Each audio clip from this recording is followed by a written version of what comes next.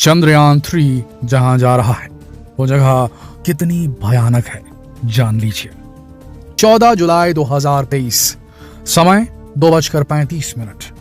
यह समय भारत के इतिहास का वो स्वर्णिम पल बनने जा रहा है जब भारत का चंद्रयान-3 चांद की सतह को छूने के लिए अपने मिशन को पूरा करने के लिए उड़ान भरेगा।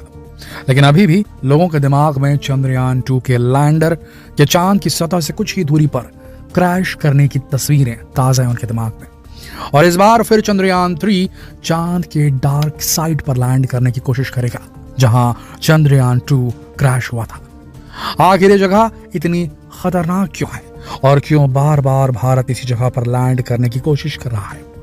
आज के वीडियो में हम आपके इसी सवाल का जवाब लेकर आए हैं और साथ ही जानेंगे चांद की पूरी कहानी। तो बस बने रहिए वीडियो के अंत तक। दोस्तों, चांद पृथ्वी का एकमात्र नेचुरल सैटेलाइट है। यह पृथ्वी से 3,84,000 किलोमीटर की दूरी पर है।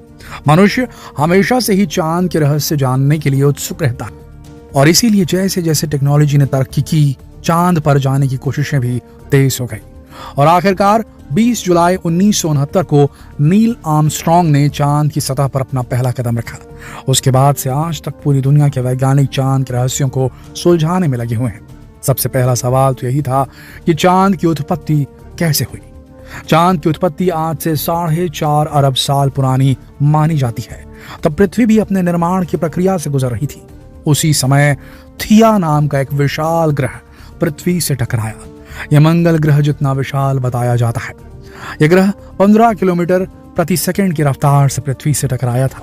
इस टक्कर की वजह से कई हल्के पदार्थ के टुकड़े पूरे स्पेस में फैल गए और फिर धीरे धीरे ग्रेविटेशनल फोर्स की वजह से ये एक दूसरे से जुड़ गए।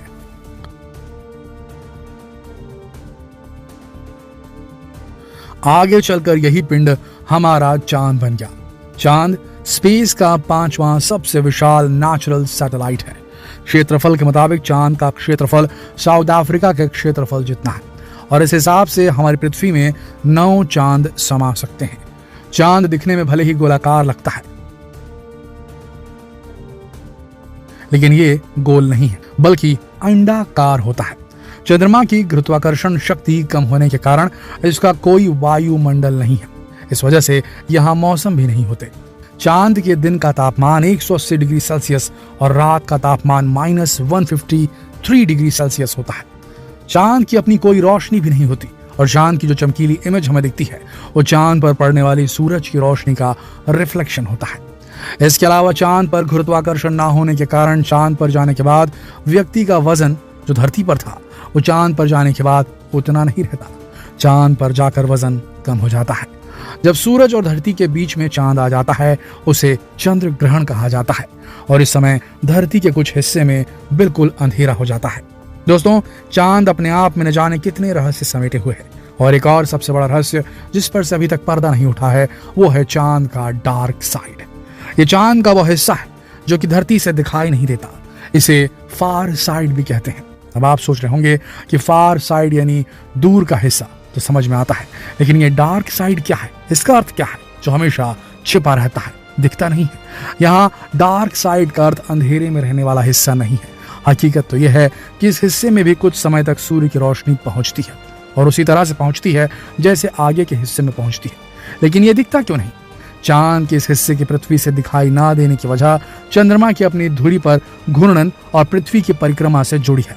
दरअसल चंद्रमा पृथ्वी से ज्वरीय बल यानी टाइडल फोर्स के जरिए बंधी है और ये एक बहुत ही खास तरह का बंधन है।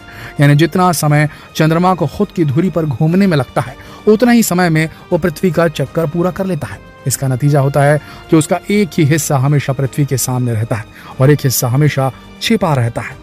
इस जगह पर कई ऐसे क्रेटर भी हैं जहां कभी सूरज की रोशनी पहुंची ही नहीं। यहाँ की जमीन काफी उबड़ खाबड़ बताई जाती है। सन 1959 में सोवियत स्पेसक्राफ्ट लूना 3 ने पहली बार चांद के डार्क साइड की पिक्चर्स ली थी। लेकिन जब वैज्ञानिकों ने इन पिक्चर्स को देखा तो वो चौंक गए क्योंकि चंद्रमा का ये एरिया उसके दूसरी साइड से बिल्कुल अलग था।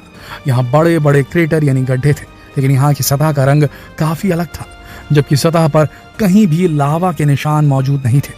इसका मतलब कि सतह के अंदर का लावा यहाँ बाहर नहीं आ रहा, वैज्ञानिकों के अनुसार इसका कारण नॉर्थ पोल और साउथ पोल यानी कि डार्क साइड की मोटाई यानी थिकनेस है। अब क्योंकि चांद की डार्क साइड की सतह की ऊपरी परत काफी मोटी है, इस वजह से लावा बाहर नहीं आ पाता, जबकि नॉर्थ पोल की सतह काफी पतली है, जिस वजह से वहां लावा बाहर आ जाता है। नासा के मिशन से बात साफ हो चुकी है कि चांद के साउथ पोल की क्रस्ट यानी धरती की सबसे ऊपरी सतह नॉर्थ पोल के क्रस्ट से 30 मील मोटी है। और ये वैज्ञानिकों के लिए एक बहुत बड़ा सवाल था कि आखिर ऐसा क्यों है। तो काफी एडवांस सुपर कंप्यूटर ने एक ऐसे रहस्य को उजागर किया जिसे सुनने के बाद आप भी हैरान रह जाएंगे। इन थ्योरीज में बताया गया कि जब थिया पृथ्वी की सतह से टकराया था तो उसकी टक्कर से एक नहीं बल्कि 2 चांदों का निर्माण हुआ था। यानी कि आज से 4.5 बिलियन साल पहले रात के आसमान में 2 चंद्रमा हुआ करते थे। समय के साथ ये दोनों चांद एक दूसरे के पास आते गए और एक दिन दोनों एक दूसरे में समा गए, और जो छोटा वाला चांद था वो चंद्रमा के फार साइड यानी डार्क साइड से मिल गया, जिस वजह से यहाँ की सतह की चौड़ाई ज्यादा हो गई। चांद के इस हिस्से पर बताया जाता है भयंकर आंधियां चलती हैं।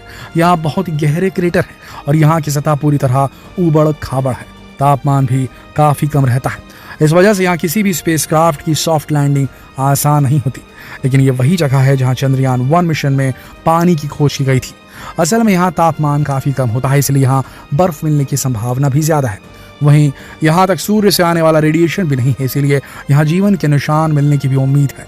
और इस जगह को ज्यादा एक्सप्लोर भी नहीं किया गया, और इसीलिए भारत बार बार इसी जगह उतरने की कोशिश करता है। चंद्रयान 2 में इसी जगह उतरते समय किसी सॉफ्टवेयर ग्लिच की वजह से लैंडर ने चांद की सतह पर क्रैश लैंडिंग की थी, और अब भारत एक बार फिर चंद्रमा के डार्क साइड पर लैंड करने के लिए तैयार है। भारत ने इस बार अपनी पुरानी गलतियों से भी सबक लिया है, और इस बार पूरी तैयारी के साथ भारत चंद्रयान 3 को चांद की सतह पर भेजने के लिए पूरी तरह तैयार है। इस बार चंद्रयान 3 में एडवांस लेजर और कैमरास का इस्तेमाल किया गया ताकि ये चांद की उबड़ खाबड़ सतह में समतल जगह ढूंढकर सॉफ्ट लैंडिंग कर सकेगा। चंद्रयान 2 में लैंडर, रोवर और ऑर्बिटर था, जबकि चंद्रयान 3 में ऑर्बिटर के बजाय स्वदेशी प्रोपल्शन मॉड्यूल लगाया गया है। जरूरत पड़ने पर चंद्रयान 2 के ऑर्बिटर की मदद ली जाएगी। प्रोपल्शन मॉड्यूल चंद्रयान 3 के लैंडर रोवर को चंद्रमा की सतह पर छोड़कर चांद की कक्षा में 100 किलोमीटर ऊपर चक्कर लगाता रहेगा। ये कम्युनिकेशन का काम करेगा, जो कि चांद के रोवर से डेटा कलेक्ट करके इसरो तक धरती पर पहुंचाएगा। इसरो ने चंद्रयान 3 मिशन की लॉन्चिंग के लिए पूरी तैयारी कर ली है। इसका 24 घंटे का लॉन्च रिहर्सल पूरा कर लिया गया है। 13 जुलाई से इस मिशन का काउंटडाउन शुरू हो चुका है। मिशन को आंध्र प्रदेश के श्रीहरिकोटा से शुक्रवार 14 जुलाई को प्रक्षेपण यान मार्क 3 LVM-3 से दोपहर 2:35 पर लॉन्च करने की योजना है। दोस्तों, हमें पूरी उम्मीद है कि इस बार हम चांद पर सफलतापूर्वक पहुंचकर पूरी दुनिया को साबित कर देंगे कि हम किसी से कम नहीं हैं। ये जानकारी आपको कैसी लगी कमेंट सेक्शन में जरूर बताएं, और जितना हो सके इस वीडियो को शेयर करें फेसबुक पर, व्हाट्सएप पर, यूट्यूब पर। जल्द मिलते हैं आपसे अगली वीडियो में। तब तक के लिए आप सबका इस वीडियो के अंत तक बने रहने के लिए दिल से धन्यवाद।